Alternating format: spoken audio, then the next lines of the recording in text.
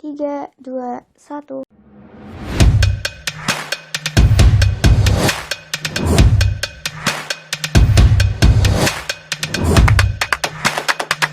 Assalamualaikum, halo Sahabat Ngopi, dimanapun Sahabat Ngopi berada, semoga selalu bahagia dan sehat. Baik sehat raga, jiwa, pikiran, dan juga hati. Sebelum menyimak podcast kami, jangan lupa ya untuk like, komen, dan klik tombol subscribe di bawah ini.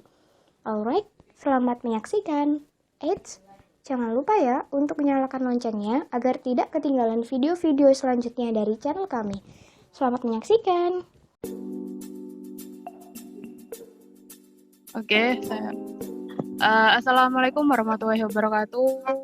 Halo teman-teman ngopi, kembali lagi di podcast dari bidang RPK. Untuk kali ini bidang RPK berkolaborasi dengan bidang Ekowir. Jadi hari ini saya Rosiana Silvani, Ketua Bidang Ekowir IMM Husafan, akan menjadi moderator dalam podcast kali ini. Namun kali ini yang akan menjadi narasumber adalah Mas Nurudin dari bidang KWU Pimpinan Cabang IMM Kota Surabaya. Assalamualaikum Mas Nurudin, bagaimana kabarnya hari ini? Waalaikumsalam warahmatullahi wabarakatuh. Alhamdulillah baik. Ya Mas, Kalian bagaimana ya Mas apa? udah Gimana siap? kabarnya? Alhamdulillah baik Mas.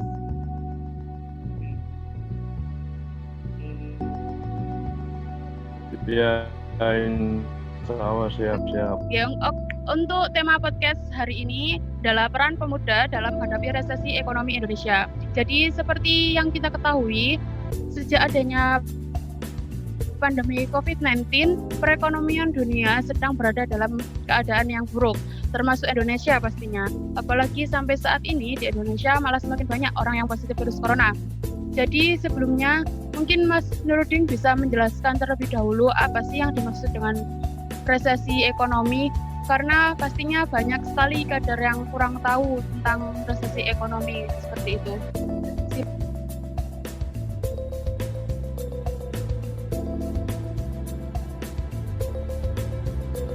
Halo. Oke. Halo. Kedengeran nggak? Iya Mas, kedengeran. Oke, assalamualaikum warahmatullahi wabarakatuh. Waalaikumsalam warahmatullahi wabarakatuh. Berkaitan dengan tema yang diajukan mengenai resesi ekonomi ya. Kalau kami dari KWU ini sendiri lebih ke bidang yang lebih praktis. Kalau disuruh bicara soal teoritis memang kami kurang mampu ya. Cuman kami coba memberikan gambaran yang lebih sederhana saja bahwa resesi ekonomi itu suatu keadaan perekonomian di mana tidak stabil.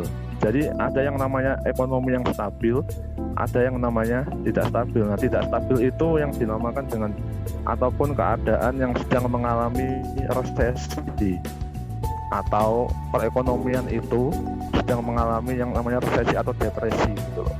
Ada namanya resesi ekonomi, ada yang namanya depresi ekonomi, di mana keduanya sama-sama dalam keadaan yang tidak stabil atau tidak sehat. Nah, kalau yang sekarang ini kan salah satu case-nya adalah dikarenakan soal pandemi. Pandemi ini memang cukup memukul telak para pelaku ekonomi, pelaku usaha, utamanya mereka yang memang konsen di dunia UMKM. Nah, coba kalian bisa cek ya bahwa di sekitar kalian itu banyak UMKM, pedagang kaki lima ataupun home industri yang masih menengah ke bawah, masih kecil-kecil, itu banyak yang gulung tikar. Bahkan sebagian besar itu mengurangi jumlah karyawan sebanyak 80%, bahkan 50-80% itu karyawannya dikurangi. Nah, kenapa kok seperti itu? Karena memang istilahnya perputaran keuangan yang selama ini didapat selama pandemi itu tidak sesuai perhitungan keuntungan gitu loh, sehingga mau nggak terus peran kita khususnya kader IMM gitu ya, kader IMM apalagi yang memang masuk di ekonomi dan kewirausahaan itu apa gitu loh, khususnya teman-teman yang sudah masuk di Garuda Muda itu harus berbuat apa, what should we do, apa yang harus kita lakukan gitu. Nah, kira-kira apa yang mesti dilakukan? Ayo, halo. Kira-kira apa yang mesti dilakukan? Gimana ya Mas? Kalau menurut saya sendiri itu lebih kita sebagai pemuda Indonesia itu daripada kebanyakin rebahan gitu, lebih baik melakukan aktivitas yang lebih produktif gitu loh Mas. Produktifnya itu seperti apa? Jangan, nggak usah lebar-lebar ataupun besar-besar ngomong pemuda Indonesia, ngomong aja kader IMM gitu loh. Apa yang mesti dilakukan oleh kader IMM, atau apa yang harus dilakukan, yang perlu dilakukan, yang bisa dilakukan oleh kader IMM? Apa sebatas teoritis dalam kajian?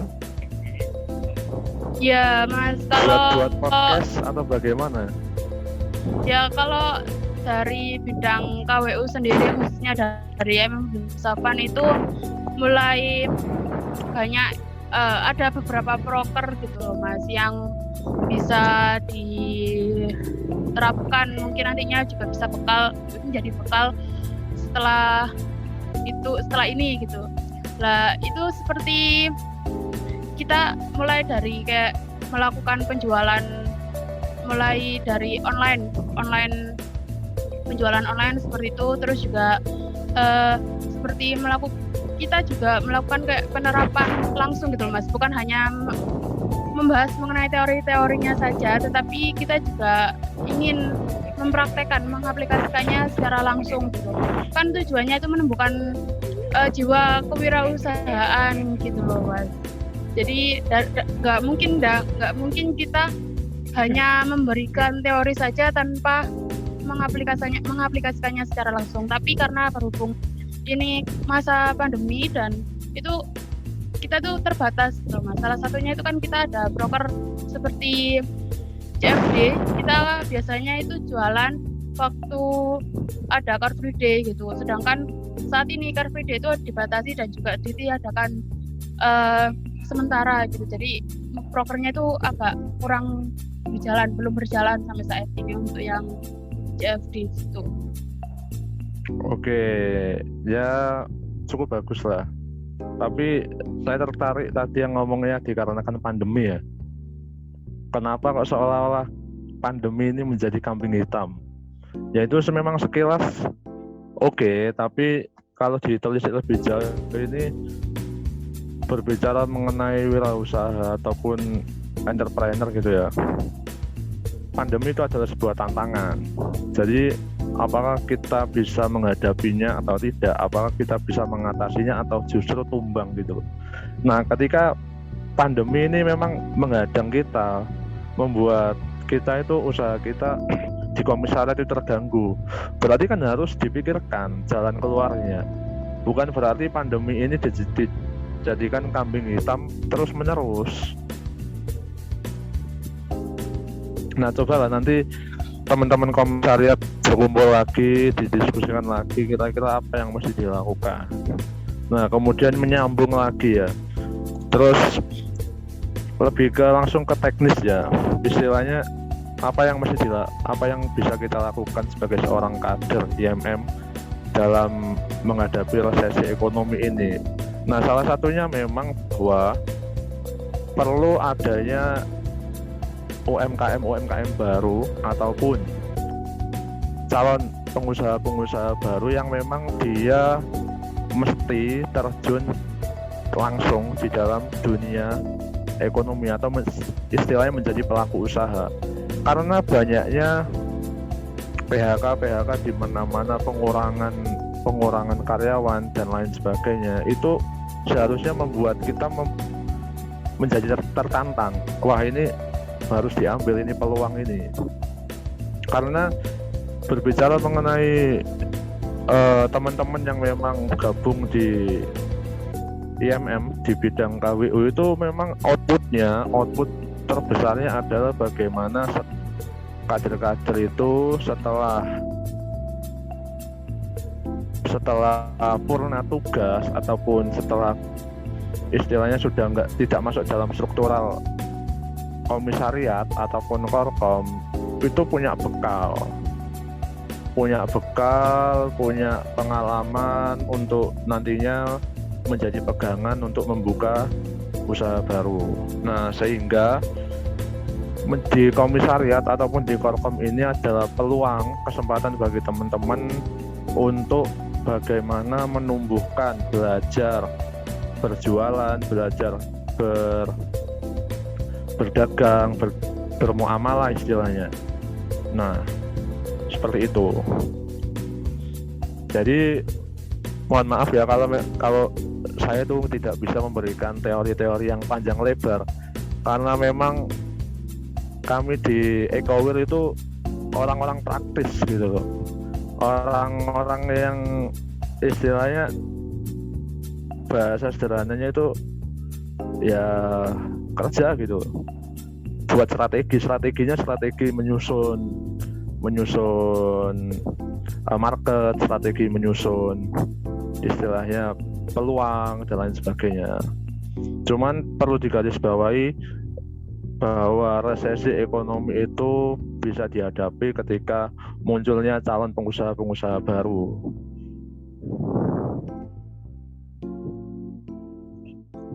Iya Mas, tapi Mas, kebanyakan saat ini tuh banyak pemuda di Indonesia ya, maksudnya kader itu kadang itu juga berpikir kenapa kita harus susah-susah bikin jadi wirausahawan atau wirausahawati gitu.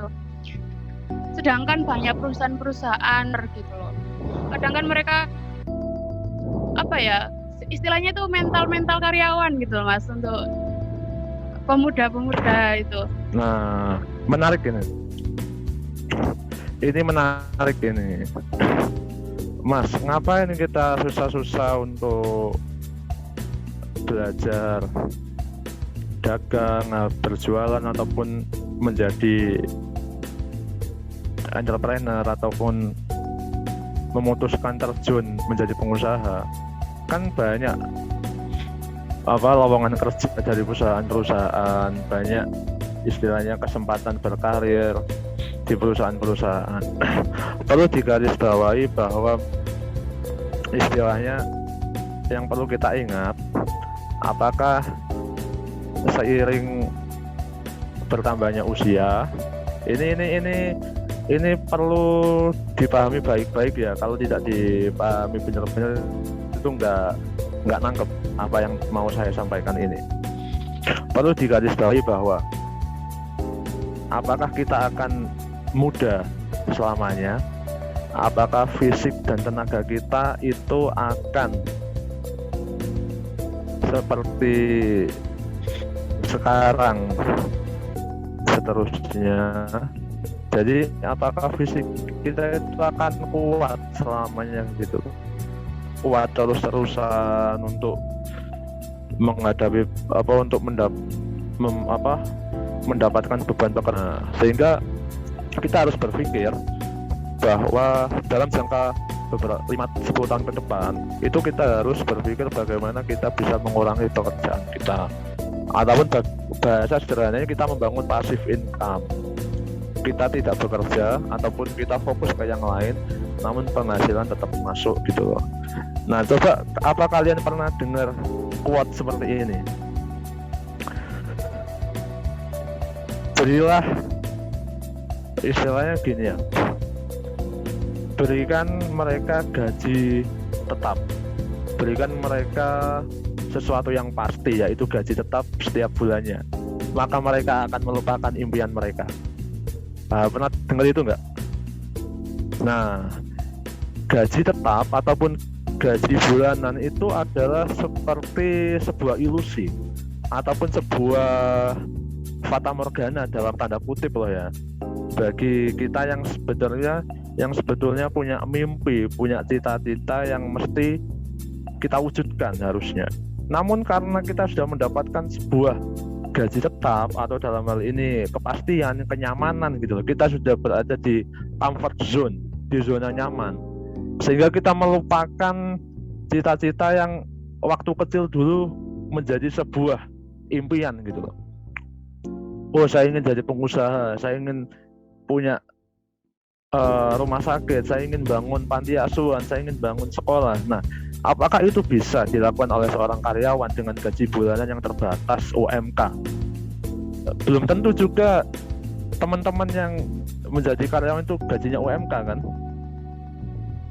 Banyak yang kerja di perusahaan, di pabrik-pabrik itu gajinya di bawah UMK, masih banyak. Nah, sehingga ini bukan berarti mengkerdilkan ataupun menyudutkan teman-teman yang memang sudah bekerja di pabrik ataupun di perusahaan, bukan. Ini sebatas sharing bagi teman-teman yang memang konsen di dunia kewirausahaan, bahwa kita mesti yakin, kita mesti percaya bahwa usaha kita suatu saat pasti akan menghasilkan. Usaha kita, bisnis kita suatu saat pasti akan menjadi besar dan memberikan manfaat buat banyak orang, utamanya lingkungan sekitar kita. Nah, dengan kita berpikir seperti itu, kita menjadi semangat untuk merintis usaha yang kita yakini saat ini akan menjadi besar. Entah 5-10 tahun lagi, kita harus yakin bahwa usaha yang sedang kita lakukan itu pasti akan membuahkan hasil dan dilihat oleh semua orang.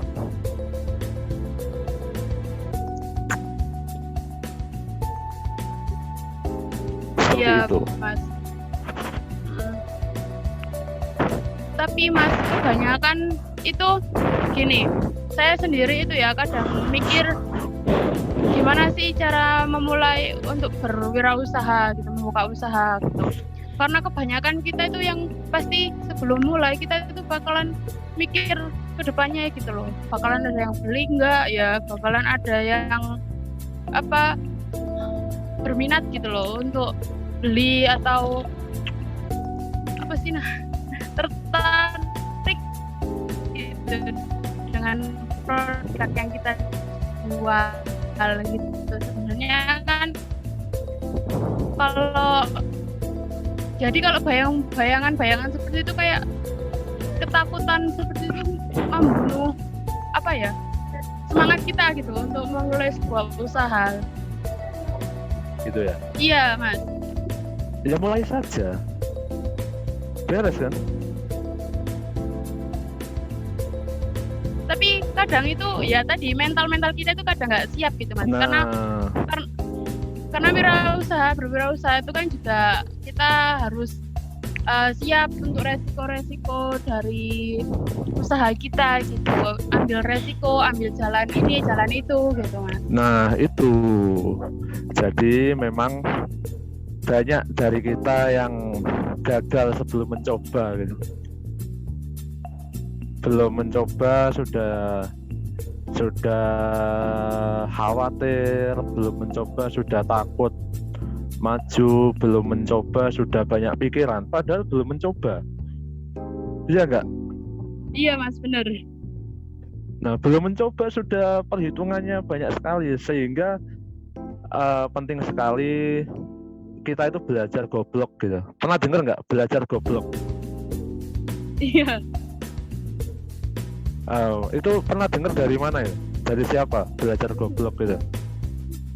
Saya sendiri itu pernah dengar gitu di sebuah kayak rekaman suara video gitu, Mas. Kalau kita tuh jangan merasa takut gitu. Ya bodo amat gitu. Nanti orang mau beli apa enggak, yang penting kita coba dulu. Nah, itu tahu. Jadi belajar goblok itu kalian tahu nggak Bob Sadino? Gimana, Mas? Kalian tahu Om Bob Sadino almarhum? Bob Sadino. Oh iya, iya, Nah, tahu. ya. Nah, itu salah satu pengusaha nyentrik di Indonesia. Kemana-mana pakai celana pendek dan sederhana banget. Nah, beliau itu salah satunya mengajarkan kita untuk senantiasa belajar goblok. Dalam artian kita menganggap diri kita itu bodoh gitu loh, nggak tahu apa-apa, sehingga kita mau memulai, kita mau mencoba itu ya maju saja gitu. Oh mau ini, lakukan saja, sehingga tidak ada kekhawatiran, ketakutan sebelum mencoba. Baru nanti kalau udah mencoba, udah mulai, kita merasakan langsung, oh seperti ini. Makanya kita tuh jangan sok pinter gitu ya, sok serba bisa, sok tahu bahwa kita bisa ini bisa itu, analisa seperti ini. Itu di dalam dunia usaha itu nggak sepenuhnya benar, juga nggak sepenuhnya salah. Dalam artian kita mesti belajar goblok bahwa kita harus memulai, kita harus mencoba tanpa banyak perhitungan. Nangkep di sini. Misal Rosiana mau buka usaha jualan apa ya, jualan hijab atau jualan makanan minuman, mulai saja. Kan masih muda, terus belum berkeluarga, juga peluangnya masih banyak dicoba. Itu nanti entah itu berhasil atau enggak, itu akan menjadi sebuah pengalaman. Karena pengalaman ini yang mahal. Kalau kalian coba cermati, banyak pengusaha sekarang ini yang sudah sukses, dulunya itu gagal di banyak usaha, sehingga dia menemukan, oh ini usaha yang cocok gitu, oh ini usaha yang memang akan menjadi besar. Dimulai dari kegagalan. Sehingga jangan takut coba ya, kalau mau memulai ya mulai saja. Ya sekarang saya juga lagi sama-sama belajar.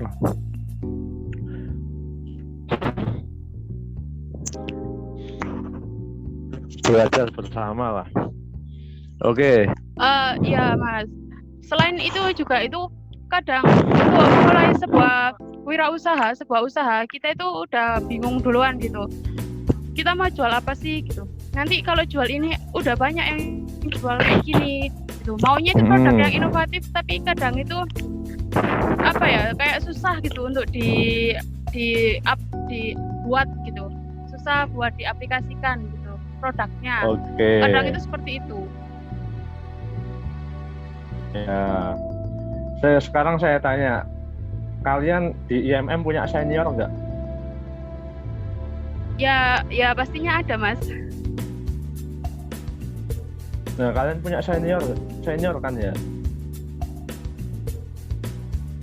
Nah, sekarang saya tanya, senior kalian ada yang punya usaha nggak? Atau yang memang dia itu pengusaha nggak?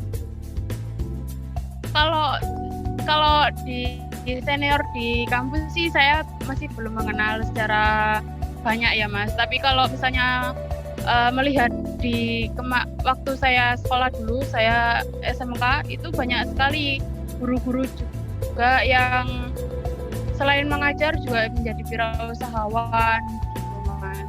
Banyak sekali gitu. Dan nggak mesti kayak iya Mas. Dengar suara saya nggak? Iya Mas. Silakan. Kalau kalian belum tahu senior kalian itu punya usaha apa enggak, berarti kalian jarang banget komunikasi sama senior kalian gitu. Silaturahimnya sangat rendah. Padahal senior IMM itu banyak sekali yang terjun di dunia usaha, banyak sekali yang sudah punya usaha yang sudah cukup terlihat atau bahkan sudah sukses. Sekarang aja kalian gimana sih ya, kok ini masukan juga ya, tak ulangi lagi. sama-sama di Surabaya, terus pengen buat materi untuk direkod. Ngerekod pun kalian nggak mau nyamperi pematerinya. Bahkan pemateri yang bisa dikatakan tuh senior sendiri loh, senior IM. Saya kan bisa dikatakan senior kalian gitu, meskipun beda komisariat ya. Nah, kalian tuh nyamperin saya untuk sharing-sharing itu pun juga nggak ada pergerakan. Nah, gimana bisa tahu senior kalian tuh bagaimana orangnya, punya kesibukannya apa? Nah, kalau kalian tahu senior kalian tuh kesibukannya ini itu kan bisa enak. Oh mas, saya mau ini mas, saya tanya mas. Nah, itu kan lebih mudah. Nah, itu sehingga cara untuk mudah memulai usaha ya kalian datangi senior kalian yang memang dia sudah terjun di dunia usaha. Pasti kok senior kalian tuh akan mendampingi.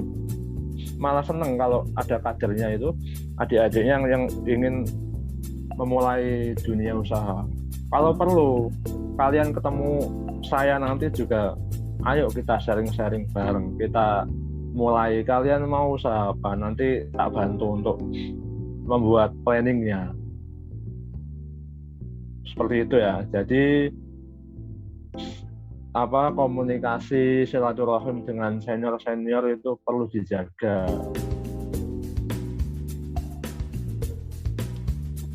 Iya mas. Terima kasih juga untuk saran dan juga kritikanya mengenai program kita. Yeah. Jadi dari Mas Nurdin sendiri itu sekiranya bisa memberikan tips gitu, sekiranya untuk memulai sebuah usaha dan menjadi wirausahawan gitu. Ya mulai tanpa banyak pertimbangan, tanpa banyak analisa, tanpa banyak pikiran-pikiran, tanpa banyak masukan-masukan. Kalian punya ide apa? Kalau kalian yakin itu bisa memberikan dampak positif, lakukan saja. Entah tapi nanti mas, berhasil atau enggak itu belakangan. Tapi kalau masalah tinggal langsung melakukan, tinggal nggak pakai planning gitu kan, takutnya itu kan nanti berhasil atau enggaknya itu kan jadinya faktor keberuntungan gitu ya mas. Tapi kalau yang jelasnya kita kalau mau membuka usaha itu kan pastinya membutuhkan sebuah sedikitnya rencana gitu mas, mengenai gambaran mengenai usaha kita. Kalau jatuhnya langsung aja dilakukan tanpa planning gitu, jatuhnya nanti kita nggak tahu gitu mau kayak gimana usaha kita gitu. Loh, ini kalian gagal paham maksudnya. Bukan berarti lakukan saja itu nggak ada rencana. Semua usaha itu ada planningnya. Cuman gini loh. Cuman dalam tanda kutip itu jangan banyak pertimbangan. Kalau kalian banyak pertimbangan, wis talah, pasti gak sido-sido, gak jadi kalian itu. Buat perencanaan sewajarnya. Gak usah sewajarnya, nanti itu sambil jalan. Kalau kalian sibuk dengan planning yang belum jelas, kalian pun tahu apa enggak bakal jalan. Yang penting perencanaan awal sudah ada dan perencanaan ke depan seperti ini udah jalan. Tip belajar goblok ya, ala Bob Sadino. Nah itu biar kita tuh nggak banyak pertimbangan, eksekusi gitu. Kalau itu berhasil alhamdulillah. Kalaupun nantinya bangkrut, gagal, itu akan jadi pembelajaran yang sangat luar biasa untuk kedepannya. Kalau kita belum pernah mencoba, sudah banyak pertimbangan, banyak planning ya, terus nggak bakal jadi ya.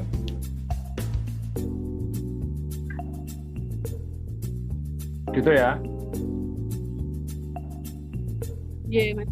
Jadi intinya sebelum kita memulai usaha itu sebenarnya bukan sekedar modal aja yang penting gitu mas ya, tapi menyiapkan mental kita gitu untuk kedepannya dalam berwirausaha. Nah betul. Karena pastinya untuk berwirausaha banyak ancaman, banyak seperti ya ancaman-ancaman gitu loh, Mas. Nah, Resiko yang harus kita ambil gitu. nah sekarang saya berikan pandangan ya. Perlu digarisbawahi bahwa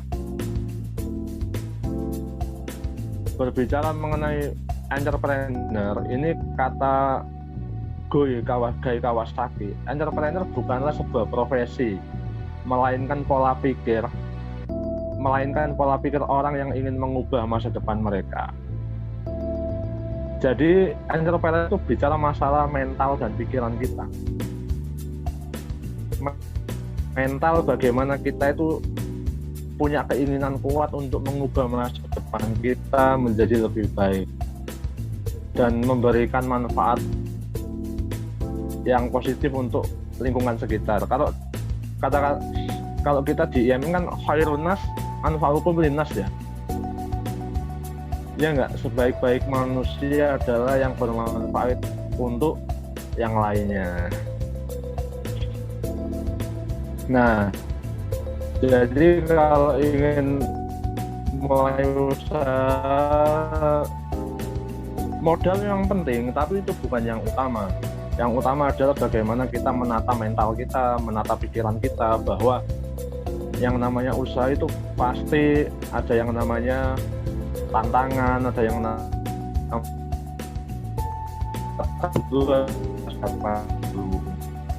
untuk masalah modal itu nomor sekian lah.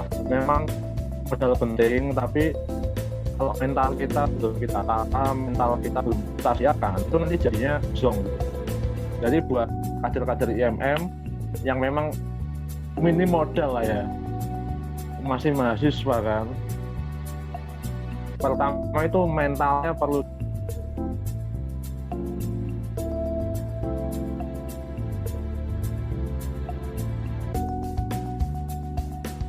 segera mulai untuk berusaha.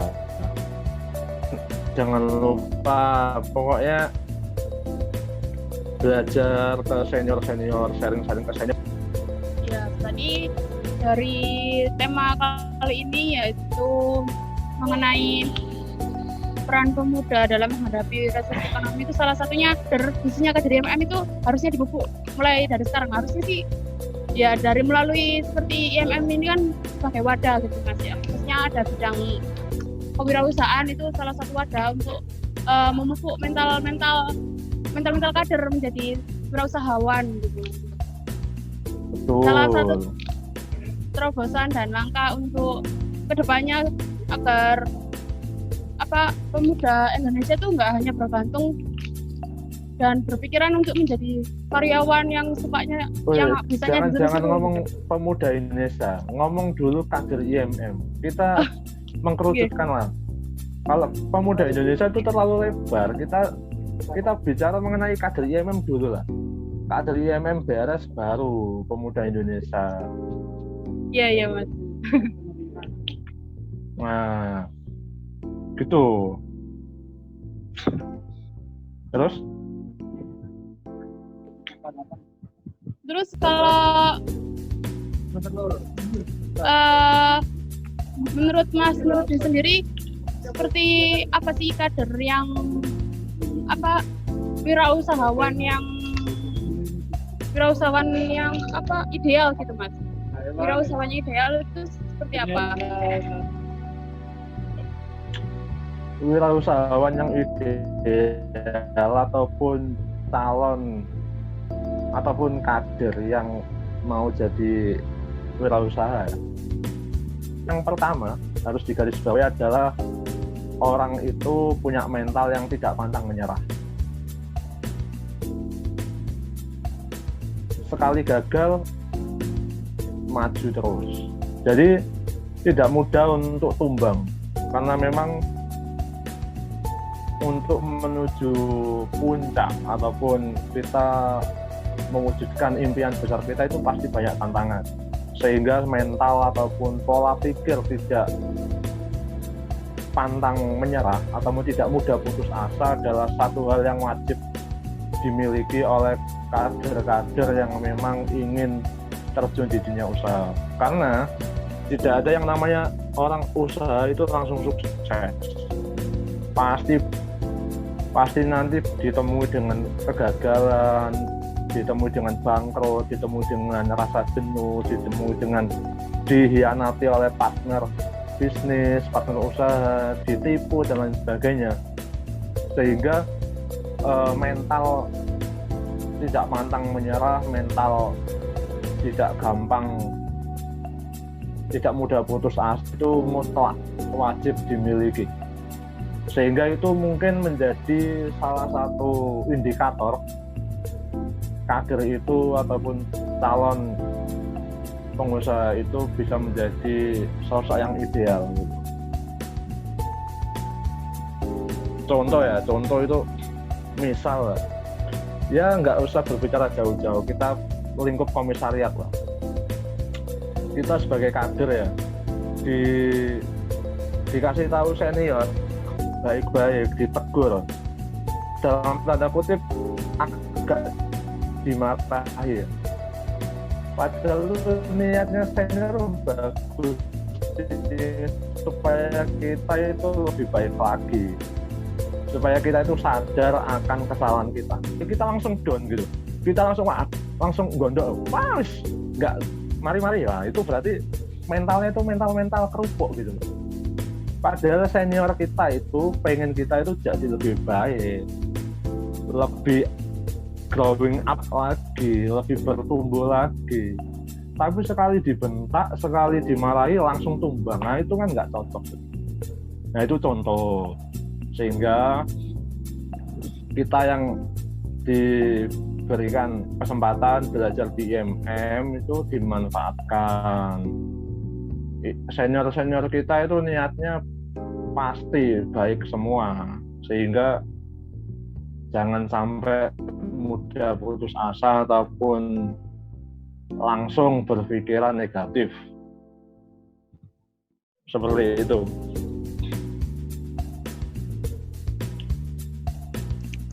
Iya Mas. Jadi menurut untuk pelatihan yang tepat khususnya untuk kader IMM itu agar bisa menjadi wirausahawan itu seperti apa Mas? Pelatihan soalnya ini setelah ini tuh sebenarnya dari bidang kewirausahaan Besokan sendiri tuh merencanakan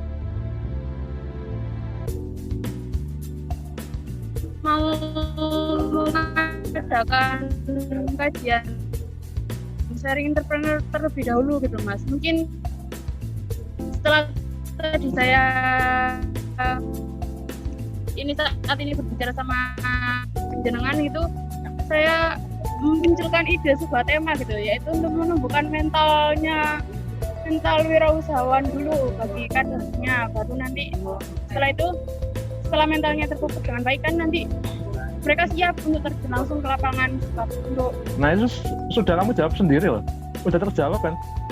Yeah. Monggo nanti ini tak buka ya. Kalau teman-teman komisariat mau sharing-sharing soal bisnis di Kopi 21, monggo nanti kita ketemu di sana, kita sharing-sharing dan kita susun strategi gimana supaya teman-teman itu mulai bisa tergerak untuk mulai berjualan.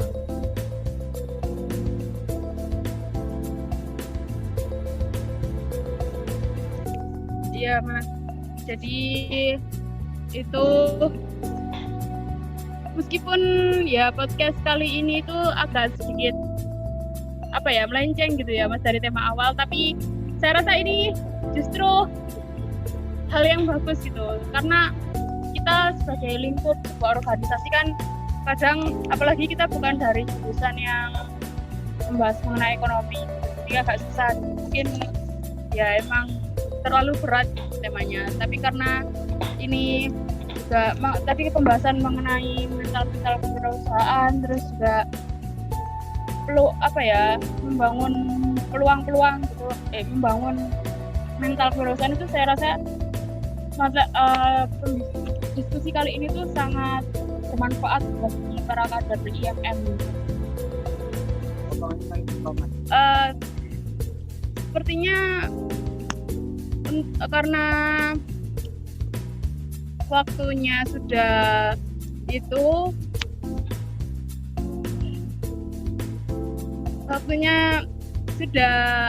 mencapai durasi. Jadi mungkin pembahasannya untuk teman-teman ngopi yang akan nantinya nonton video ini di YouTube Bersafan, monggo disimak nantinya tips-tips dan apa yang dikatakan oleh Mas Nurudin, dan nanti setelah ini mungkin bisa diadakan diskusi lebih lanjut dan lebih matang lagi gitu Mas Ye. Terima kasih Mas Nurudin. Sebelum atas diakhiri, kesempatannya. saya mau kasih closing statement ya. Oke Mas, monggo. Nah, sebelumnya terima kasih sudah gabung di podcast Bersafan yang luar biasa ini ya. Semoga podcastnya ataupun programnya bisa semakin berkembang, dan saya juga minta maaf jika kurang spesifik membahas mengenai tema, karena soal resesi ekonomi itu terlalu teoritis. Jadi kami yang memang seorang praktis, seorang yang praktis ketemu dengan teoritis itu nggak masuk, sehingga kami itu berbicara mengenai sesuatu yang praktis yang lebih istilahnya bisa diaplikasikan oleh kader-kader nantinya. Oke, untuk selanjutnya kami tunggu. Kebetulan saya juga masih di cabang di Ecoware. Kami tunggu langkah selanjutnya dari teman-teman komisariat. Apakah sebatas podcast, sebatas teoritis, atau nantinya bisa dilanjutkan, diaplikasikan menjadi sebuah langkah yang praktis. Oke, terima kasih. Kurang lebihnya mohon maaf. Bila bisa bilhaq fastabiqul khairat. Wassalamualaikum warahmatullahi wabarakatuh. Waalaikumsalam warahmatullahi wabarakatuh. Terima kasih Mas Nurudin atas kesempatannya untuk berbagi dan diskusi dengan saya, meskipun waktunya tidak mencukupi, tidak banyak. Jadi terima kasih banyak sudah meluangkan waktunya gitu Mas ya. Jadi untuk kader-kader Bersafan khususnya, saya rasa dari diskusi kali ini tuh yang saya tangkap adalah bukan hanya kewirausahaan atau menjadi wirausaha itu bukan hanya sekedar teoritis, bukan hanya sekedar teori, tapi pengaplikasiannya.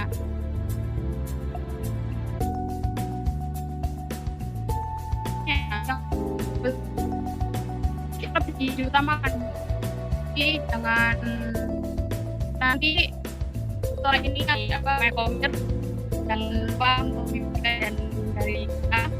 Kiranya itu saja.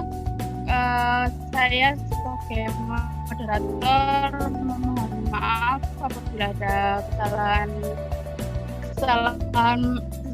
dalam.